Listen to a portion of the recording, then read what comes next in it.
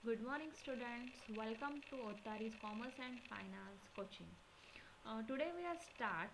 Uh, Today we are start our new session of our 12th standard students, arts and commerce. Both they are able to learn about economics. This is the economics subject where we start the few introductory things of introduction to microeconomics.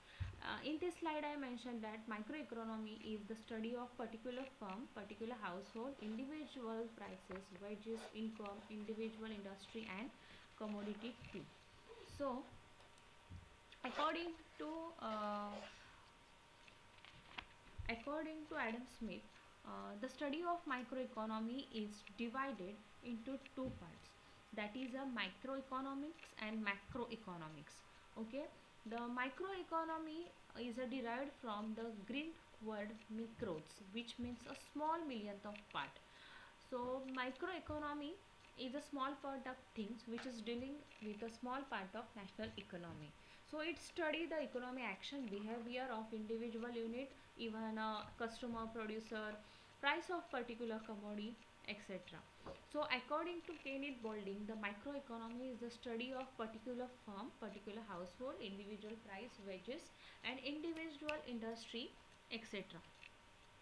Even that actually the knowledge of both approaches is essential for complete understand the working of economic system, because at the beginning it is necessary to know the precise meaning, the scope subject matter of these two branches, microeconomy and macroeconomy.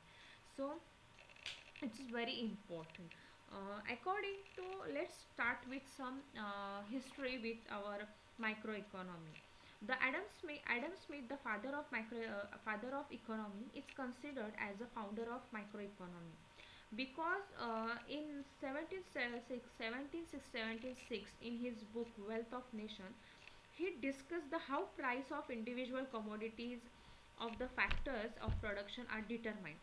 So microeconomy approach is also seen in the writing of David Ricardo and J.S. Mills too. But the microeconomic analysis is fact of developed popular by the Dr. Alfred Marshall's the new economics. So in his book, so there are so many scientists or so many researchers are mentioned their study for the microeconomic study. So let's start with the scope and subject of matter of microeconomy. The first the first microeconomy is deal with firstly with the theory of product pricing. Second was the theory of factor pricing. Third is theory of economic welfare. Next is the product of pricing. So let's we discuss about a little bit about it. The product pricing theory is explain the how relative price of cotton, cloth, rice or car of other commodities are determined. So it depend upon the forces of demand and supply. So it is necessary to analyze the demand and supply side is necessary to explain the process of determinant of price. So it is very essential to explain the demand and supply of both commodities. So this study of pricing product is analysis of consumer behavior and study of supply side. So it will help to analyze the condition of production and cost and behavior of firm and industry too. Next is factor pricing. So the theory of factor pricing is a distribution explain how the wages or rent, interest, profits are entrepreneurs are determined. Means the prices of rent, interest on loan, even wages of labor, even payment of the use of land. These things are how they are entrepreneurs are determined in our economics. So it will be explained these factors of pricing. Let's start with the our features of macroeconomy. The features of macroeconomy, the first point is the study of individual unit. The study of individual unit explain the small individual income unit like particular household, individual firm, and individual prices. So the study of individual unit is included these things, that is individual households income, firms and their prices. The second point is price theory.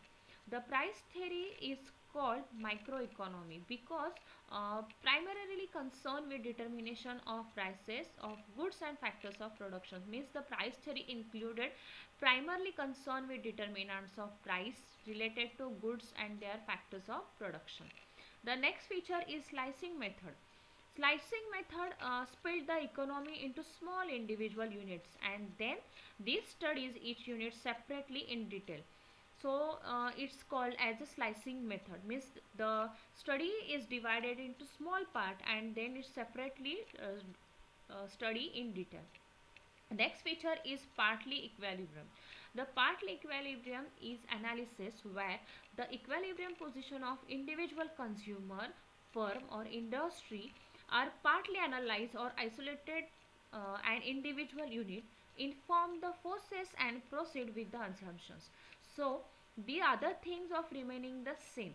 So this is a interdependent study between the economic variables. So it's called a partly equilibrium.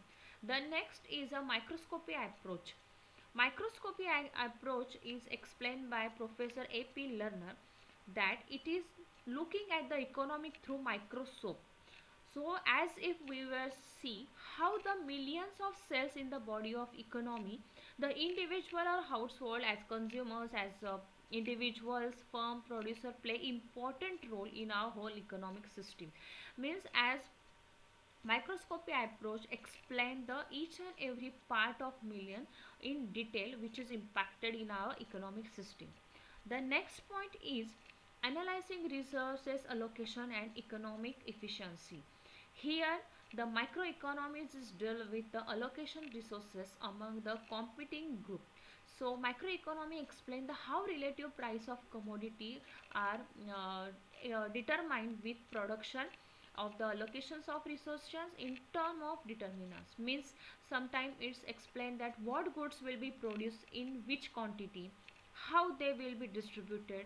These types of questions or these types of determinants are impacted in a resources of allocation. So microeconomic help to examine whether the given allocation of resources is sufficient or it is resulted in welfare of a society. Next point is use of marginal list of principles. Microeconomic uses marginalism principle as a tool of analysis. It is one kind of instrument of analysis which marginal means the change brought about in total by an additional unit. That is a marginal unit. So all important macroeconomic decisions are taken at the margin. So this concept is very important in all area of microeconomics. Next point is based on certain assumptions. Um, Microeconomic is assume the fair policy or pure capitalism, full employment, even perfect competition. So it does not exist in reality. So most of the theories are based on certain variables, which means it is depend on assumptions and other things are constant.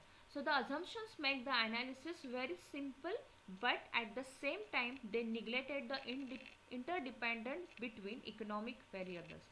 So microeconomic help to base on these certain assumptions to study about this their strategies, their neglect the change in economic world, etc. Next point is limited scope. Yes, here the study of individual economic unit and not the whole economy. So it does not deal with the nation's wider problem. It is only dependent on such millionth part of our economy. So it does not deal with our national problems. So like unemployment, inflation, deflation, poverty, balance of payment, even situations, economic growth, etc. So these things are very limited. The scope is very limited. Next point is analyzing of market structure. Uh, the study or analysis of macroeconomy will be depend upon different market structure. That is perfect competition, monopoly, oligopoly, monopolistic competition, etc. So this describe the how price and quantities are different in different market. So these are the features of economy. The next point is The next heading of our study is importance of microeconomy. So let's start with first to understand the working of free market economy. Yes, the study helped to understand the working of free market economy. Even it helped to explain the price determinant and allocation of resources. Even it helped to business in decision making, useful to government. So helpful in international trade and public finance. Public finance through government generate their revenue, means public revenue, public expenditures, this is public debt. So these things are impacted or help to generate revenue for our government. The model building is also one of the importance of microeconomy, because this is a simple model which help us to understand the complexity in economic situations in various development terms, the tools of economic analysis. So it will be help to understand the different terms of our economy. The next one is basis of welfare economy. Yes, here the condition of economic welfare will be examined by microeconomy. So it explains how the best result can be obtained through avoidance of wastage of resources. So these are the importance of microeconomics. There are, I hope you understand these points very clearly, guys. Please like and subscribe my channel, and click on bell icon so you get our next video. Thank you.